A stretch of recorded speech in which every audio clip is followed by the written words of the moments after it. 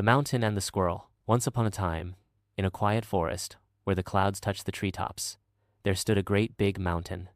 He was tall, strong, and still. Birds flew around him, snow sparkled on his top, and animals made their homes on his slopes. Not far away lived a tiny brown squirrel. She was fast and cheerful, always hopping from tree to tree, collecting nuts and playing with her friends. One sunny morning, the mountain rumbled with a deep, slow voice. "Squirrel, why are you always running around? Look at me. I just stand here, and everyone respects me." The squirrel stopped and looked up. "Hello, mountain. I do a lot too, even if I'm small.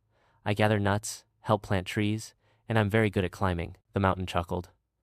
"But I carry forests on my back and rivers on my side. You're just a tiny thing." That made the squirrel blink. She puffed out her chest and said kindly, "Mountain, you are big and strong, that's true. But I can do things you can't. I can jump, balance on branches, and squeeze into tiny spaces. We're both special, just in different ways." The mountain grumbled thoughtfully. I suppose you do things I can't. But aren't big things more important?" The squirrel twirled her tail and said, "If everyone were big and tall, who would gather the seeds? Who would plant the little trees that grow into forests?" The mountain was quiet for a moment. The wind whispered through the trees. "I never thought of that," the mountain said gently. "You're right.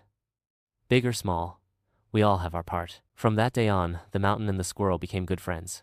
The mountain gave shade and shelter, and the squirrel shared stories and laughter. And every time someone asked who was more important, they'd say together, "We are both just right, in our own way."